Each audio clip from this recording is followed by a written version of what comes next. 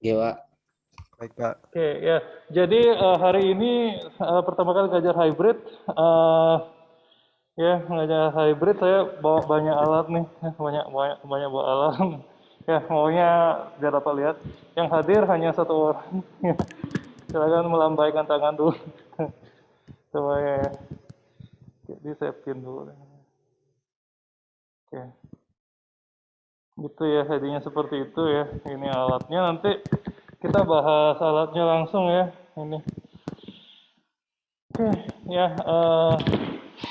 Itu ya, jadi sebelumnya ini ya minggu lalu saya minta ini ya semua nginstal dua program ya, yaitu pertama FreeZing ya, FreeZing ya, kurang lebih ya, FreeZing yang ini ya, yang untuk merancang ini ya, merancang alatnya gitu ya di sini ya.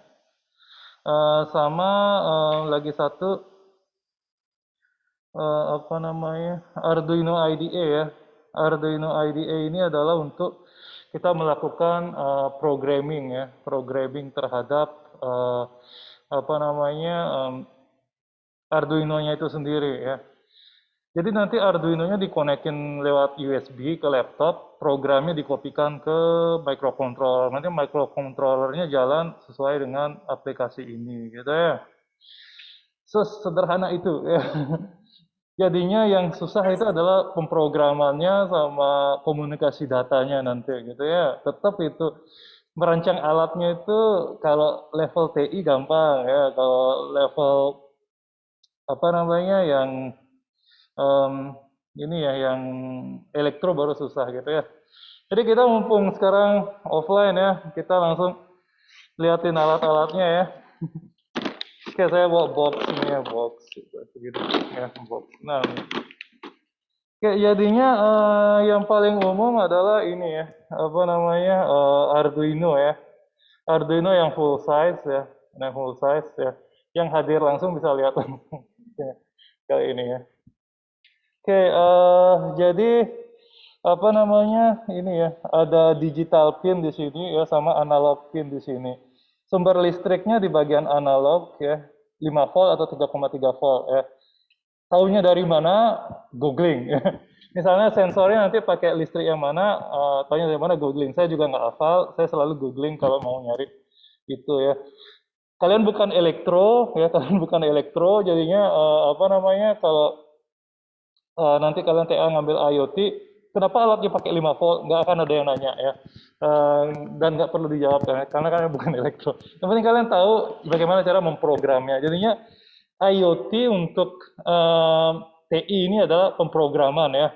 Pemrograman sama komunikasi data, bukan di kelistrikannya ya. Itu ya. Jadi ini adalah Arduino Uno ya. Arduino Uno. Ada 13 pin digital ya. Jadinya nanti sensor tuh ada dua nih ya. Ada dua ya. Sensor analog sama sensor digital gitu kan ya.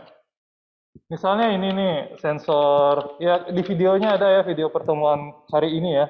Ini sensor namanya DHT11 ya.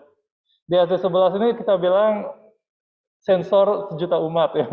Karena paling murah meriah, terus paling gampang installnya ya. Seperti itu. Jadi ini bisa kalian lihat ada 3 pin ya, ada 3 pin. Di video juga saya lihat. Ada S, ada plus, ada minus. Ya, ada S, ada plus, ada minus. Ya, eh gampang banget ya. Jadinya cara merangkainya gampang banget ya. Jadinya di sini ada GND ya. GND itu adalah ground ya, ground.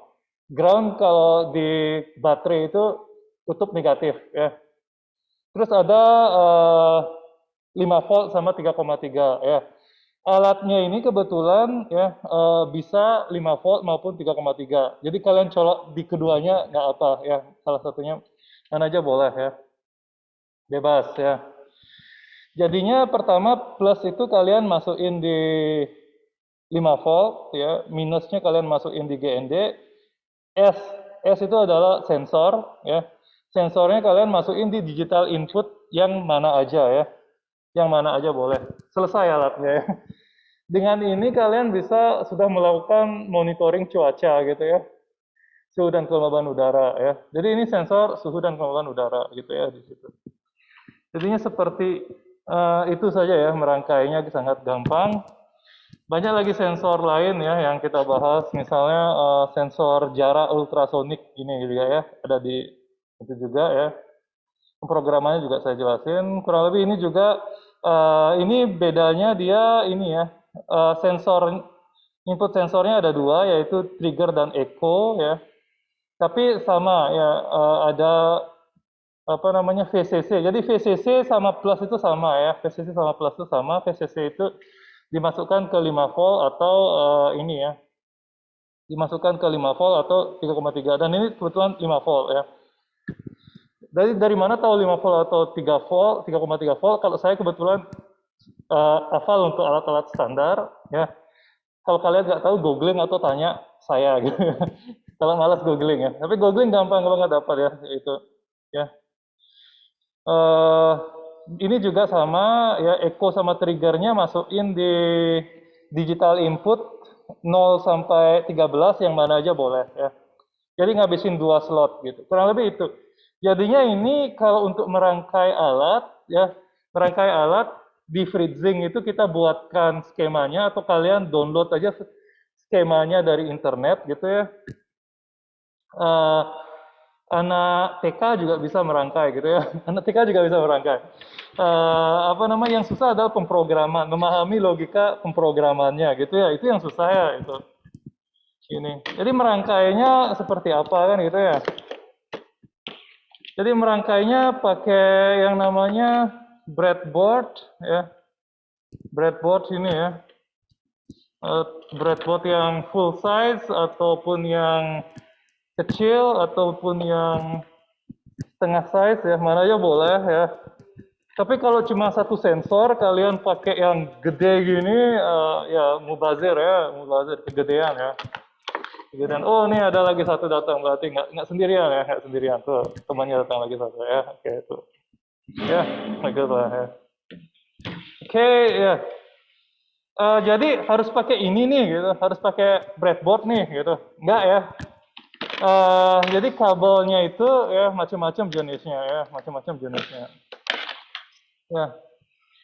Jadi pakai bread, ada yang ini ya, tajam. Ini kalau ditekan luka kalian ya, luka kalian. Jadinya kalau untuk anak TK bahayanya di tajam ini aja gitu ya.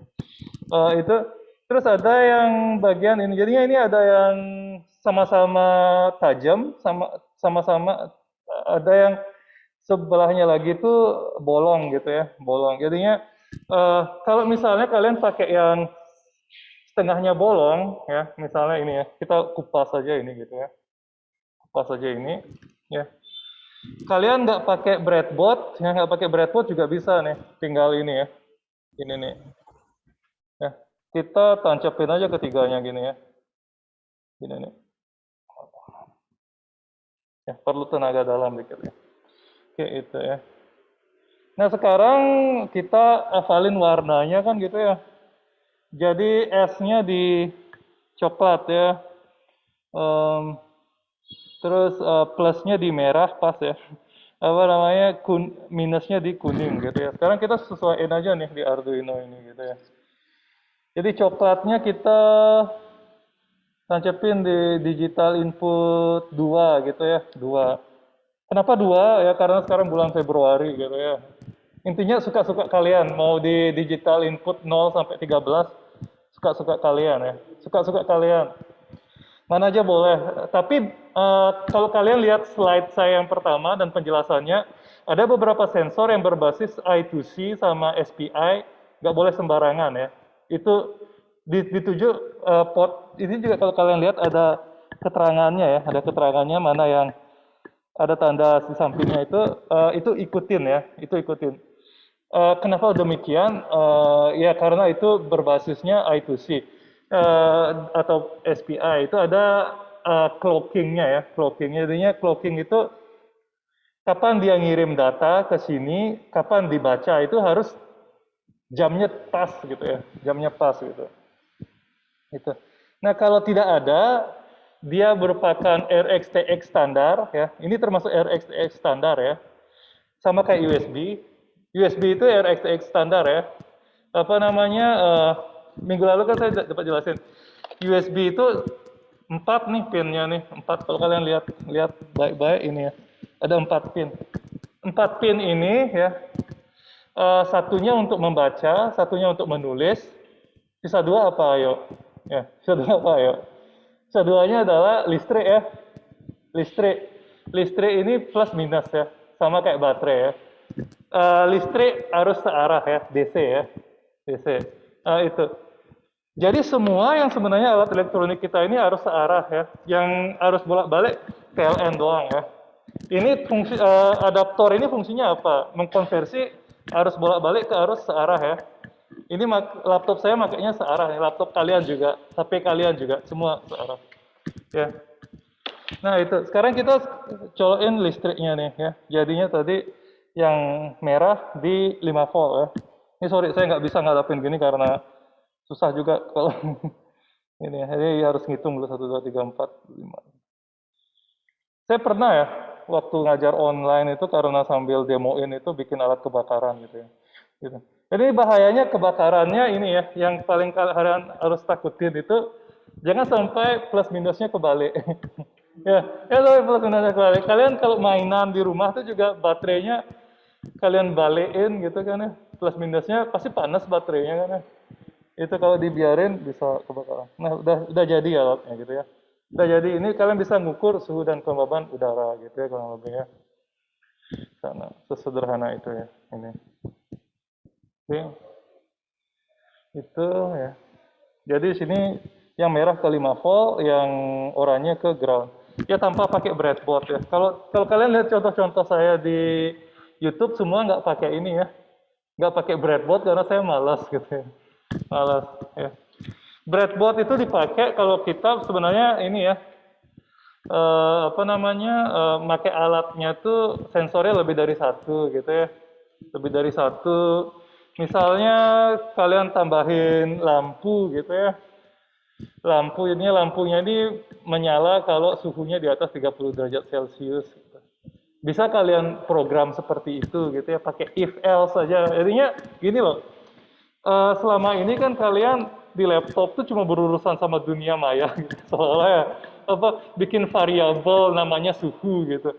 Sekarang kalian bisa ini ya, bisa apa namanya, bisa berhubungan dengan dunia nyata melalui IoT ini, yaitu bisa ngukur suhu beneran, bisa bikin trigger. Jadi bisa kalian misalnya nanti pakai sensor cahaya gitu ya, pakai sensor cahaya mana dia? Ini yang paling umum ya, mana dia?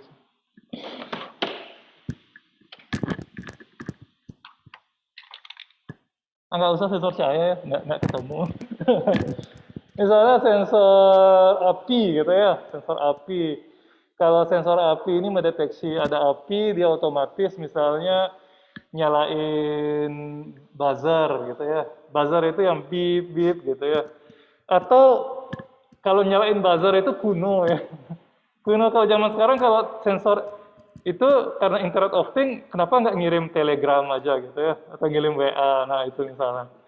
Jadi misalnya ada yang rumahnya ditinggal ke kampus, kalau misalnya deteksi ada api gitu, otomatis ngirim telegram gitu misalnya. Kenapa telegram? Karena telegram gratis gitu ya.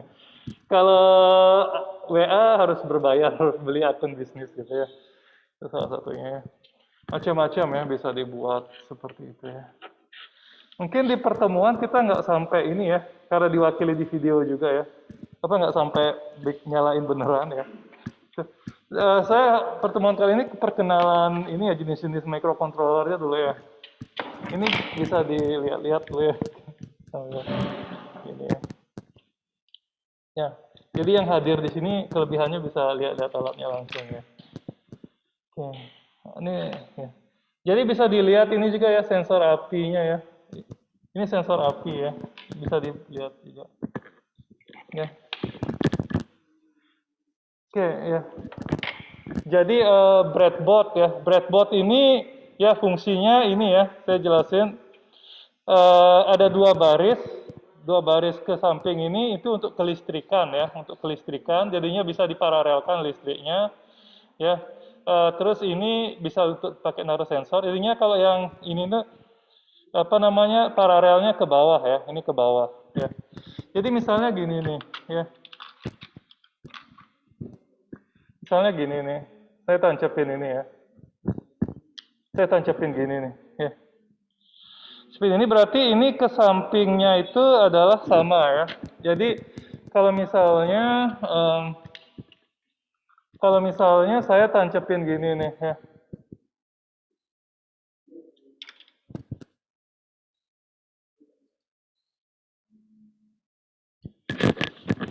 Ya.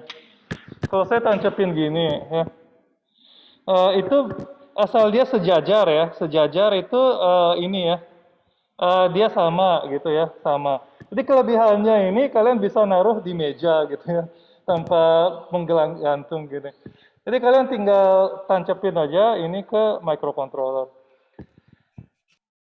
Alternatifnya ya misalnya ini kan ya, yang biru bisa kalian juga taruh seperti ini ya.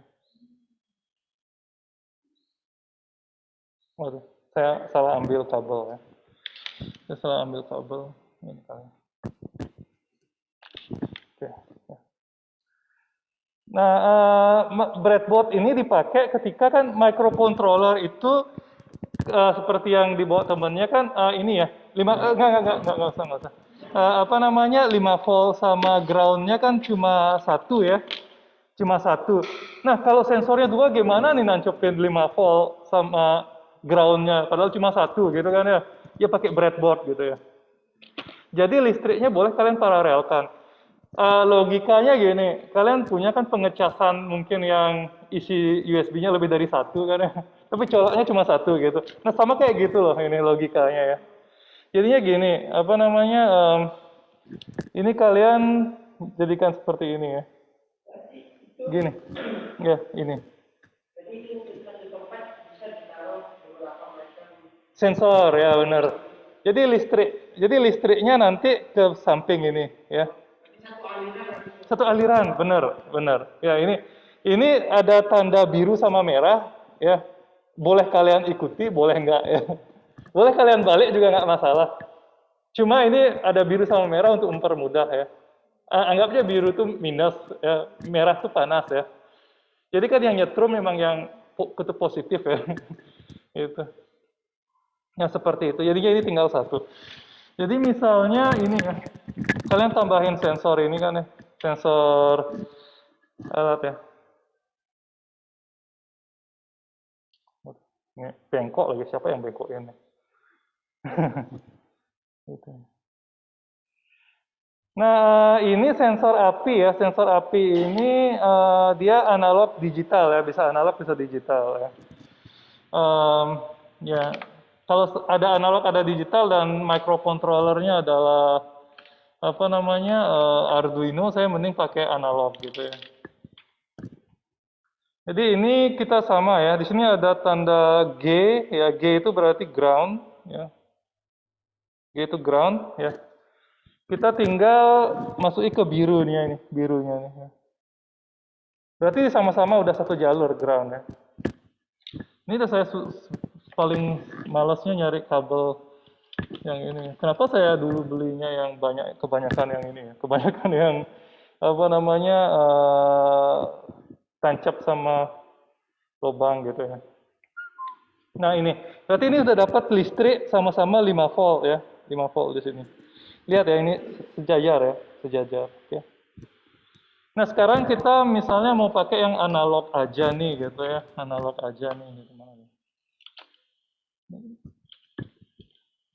Ini udah nyebelin sekali. Aduh. Ini ya jadinya kayak nyari jarum dalam jerami ya. Ya ngeselin. Oke ketemu. Ini kabelnya ya beli berapa paket pun selalu kurang gitu ya, entah kenapa ya. Gitu. Ini konspirasi dagang dagang elektronik ya. Ya, ya seperti ini ya. Ya. Ya. Nah sekarang masih ada nggak RGB? Di kanan, gitu ya. Jadi ini kan tinggal dua nih, tinggal dua ya. Gitu. Ini berarti saya tinggal tancepin ini di dua ya. Yang DHT-nya di tiga gitu. Sekarang listriknya ya. Sekarang listriknya. Oh, ini.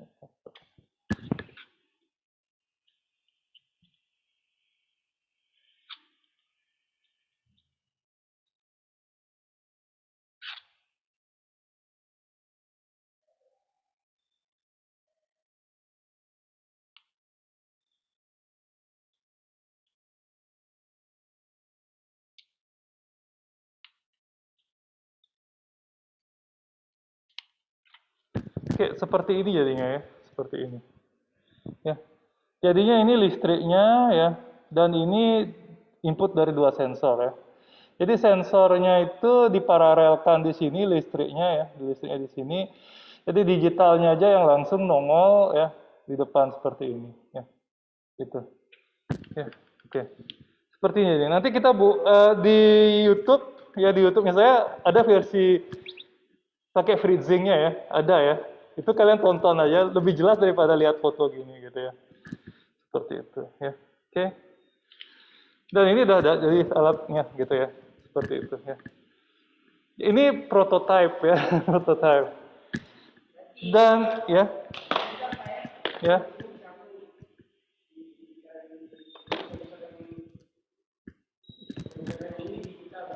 digital ya, digital. Kan ada digital gitu tulisannya.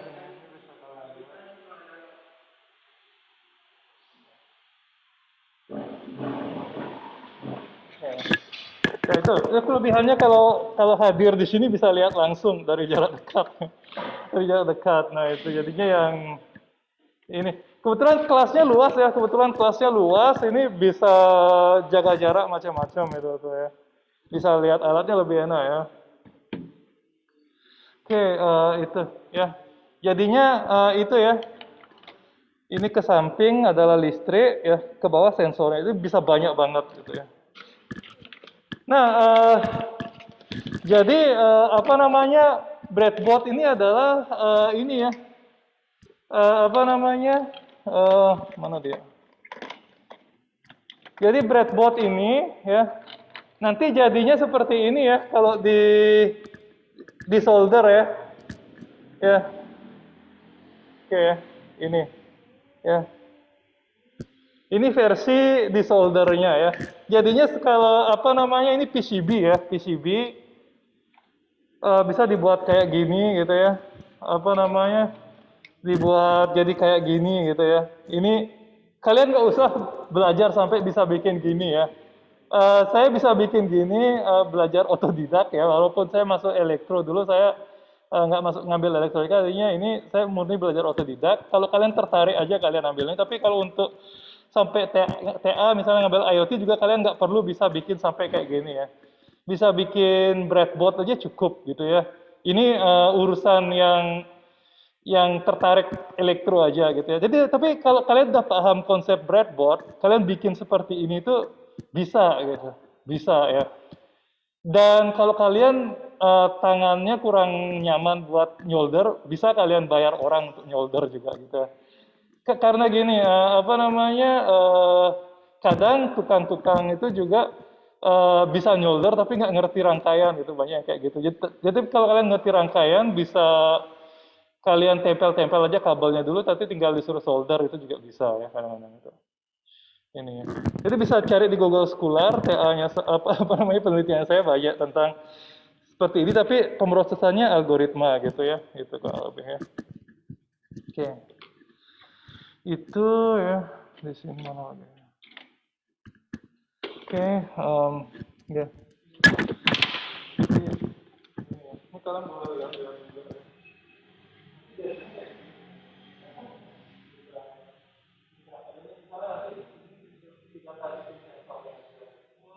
Ini rasanya ya. Oh, nah, ya. Sama ini versi lebih produknya ya. Jadi sendiri di solder. Kalau ini kan tanpa di solder nih. Kalau yang lebih canggih lagi dicetak di sini. Kalau ini yang belum nanti fokus lagi. Nah, kalau ini saya pakai ini nanti saya ini power baterai, aku modul baterai. Itu ada sambung ke baterai, kita ada pengecatannya, kita juga disambungkan ke panel surya biar bisa. Jadi ini adalah ini monitor, ini sensor berat, sama ini sensor RF1. Nah ini alat terbaru di saya. Jadi ini bikin pasar, bisa menimbang barang. Oh iya. Terus apa namanya banyak kartu misalnya scan kartu apa misalnya dari saya menimbang buat harga. Jadi itu ini problemnya. Itu ya. Jadi harusnya bawa HP lagi satu saya ya buat ngerekam di lapangan ya. Seperti itu ya. Ya, lumayan ya, jelas ya. Oke, ya. Oke, saya sambil jelasin yang lain ya. Jadi kalau Arduino Uno yang tadi kan ini ya, dikit ya, dikit cuma 13 digital ya, 10 analog. Kalau yang banyak namanya Arduino Mega ya, Arduino Mega. Lihat nih, banyak banget ya, banyak banget pinnya ya, banyak banget pinnya ya. Kalau mau dan juga ini ada apa nanti kita bahas RxTX-nya ini sampai 3 ada. Jadinya kalian bisa hubungi nanti modul internet, modul Bluetooth, modul apa lagi ya, macam-macam ya, modul NRF, macam-macam bisa ya. Seperti itu. Ini yang mega gede, mega tapi nggak gede-gede amat ya. Masih kecil, masih compact ya. Oke, itu ya. Terus apa namanya lagi?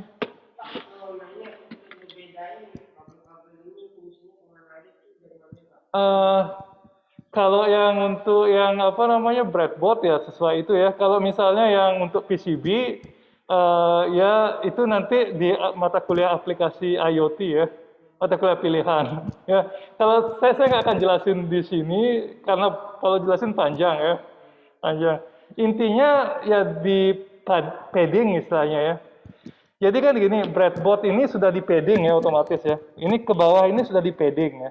Padding itu artinya kalau kalian tancapin horizon vertikal ke bawah ini berarti itu satu saluran ya, satu jaringan.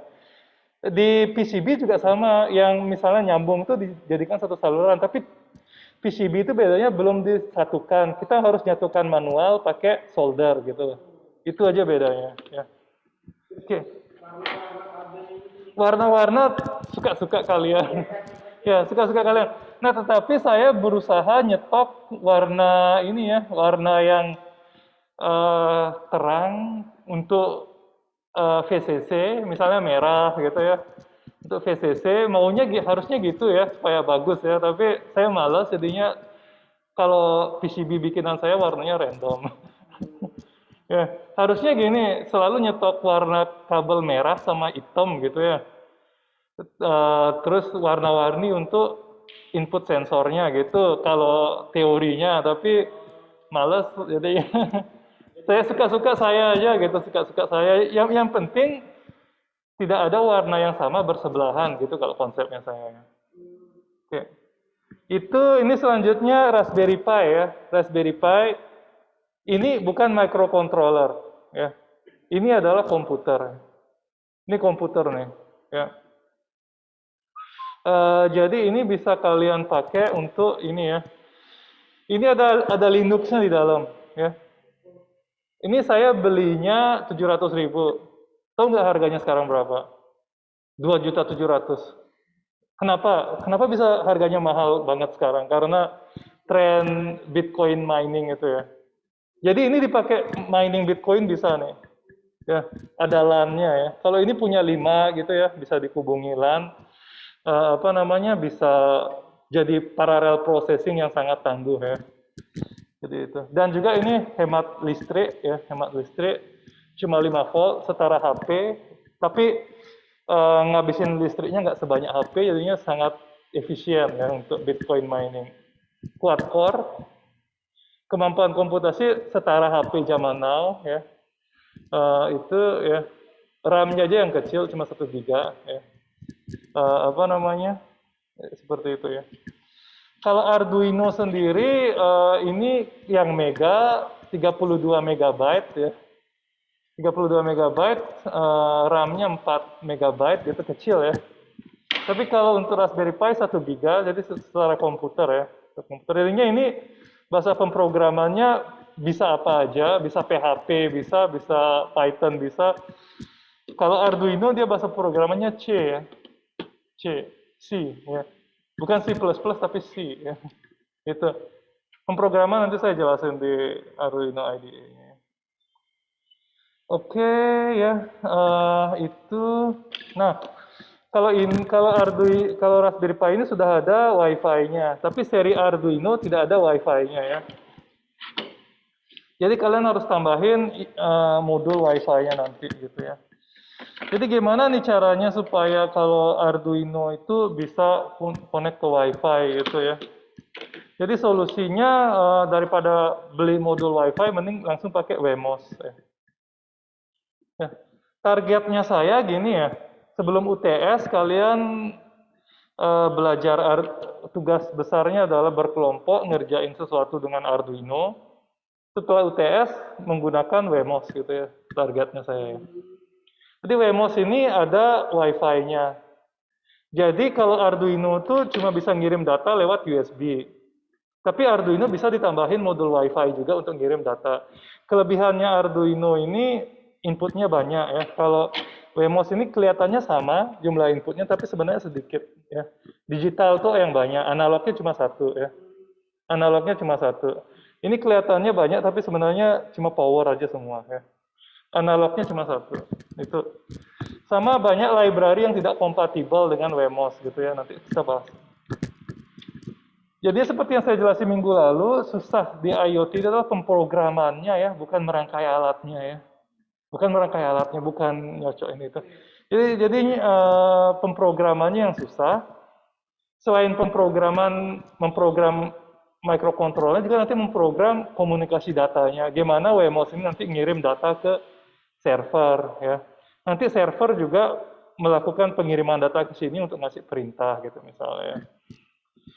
Jadi gini, apa namanya, kalau TA IoT gitu nanti jangan yang berhubungan nanti sama ngirim sinyal lewat buzzer gitu, buzz gitu, bukan, atau lewat lampu kedip-kedip gitu, bukan itu, tapi hubungkan dengan internet gitu ya. Jadi misalnya ngirim alarmnya lewat Telegram ya, atau kondisi ruangan bisa dimonitor lewat apa namanya, web gitu ya, bisa dilihat kayak grafik peningkatan suhu udaranya, kayak gitu-gitu ya kalau IoT ya, bukan arahnya bikin alat kayak bel rumah gitu ya, bukan kayak gitu ya, seperti itu ya.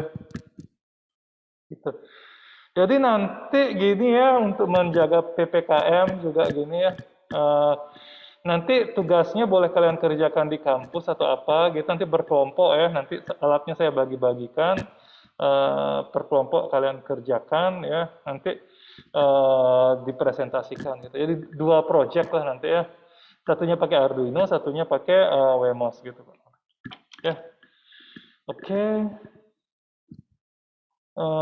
Ada pertanyaan dari tim online dulu ya, tim online dulu, karena kalau tim offline-nya kayaknya masih lamaan di sini.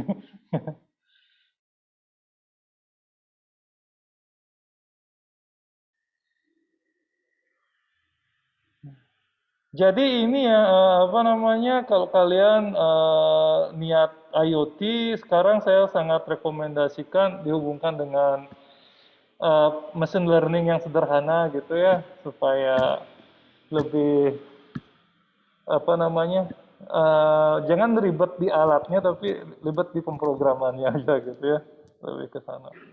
Karena kalau ribet di alat, nanti kalian juga ujungnya dituntut apa namanya penerapan di lapangannya juga gitu ya. Seperti itu.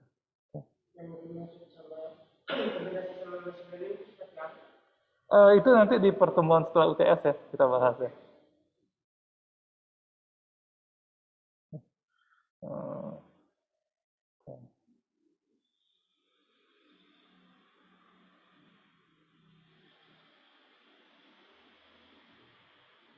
Eh, presensinya sudah saya kirim di ini ya. Sekalian di grup WA juga deh. Ya. Oke, seperti itu ya.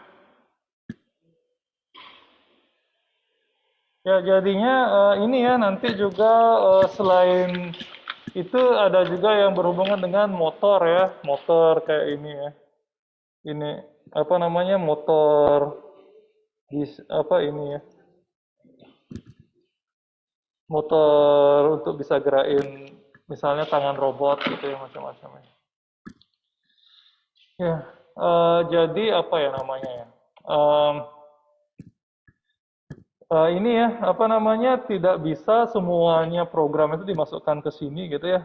Biasanya IoT itu berhubungan dengan codingan di, misalnya gini, peramalan cuaca gitu ya, peramalan cuaca misalnya kan dari sana ada pola suhu udara sama kelembaban udara gitu kan ya. Kalau misalnya sekarang ini kan mendung ya, suhunya relatif rendah, apa namanya, relatif rendah terus apa namanya itu uh, perubahan udara juga mungkin tidak terlalu tinggi ya. Perubahan udara itu misalnya tingginya tuh waktu panas ya.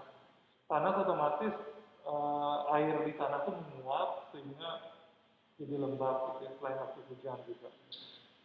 Nah kayak gitu kan bisa di kita ini yang bisa kita apa namanya analisis ini ya pola perubahan cuacanya. Jadi misalnya yang seperti itu yang mungkin saya rekomendasikan untuk TA ke depan gitu ya kalau berhubungan dengan IoT supaya arahnya bukan apa namanya saya nyari-nyari ini dari tahun lalu ya karena di sini saya baru ya, jadi seperti ini kalau yang sederhana. Jadi yang di PC di breadboard bisa besar jadi kecil. Jadi ini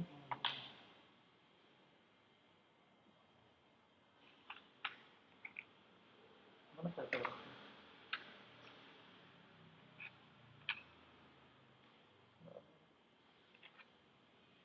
Ya, tinggal tancap aja. Ya. Pakai ya pakai. Kita kira kan belum ditancapin.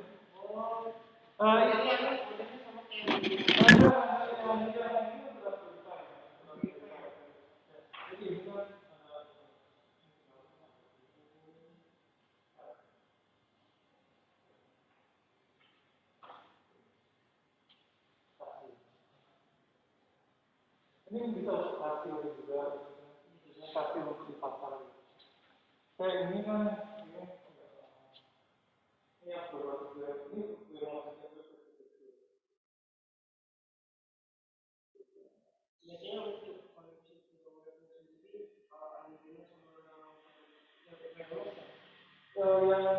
untuk apa namanya kalau lagi semua dia harus pakai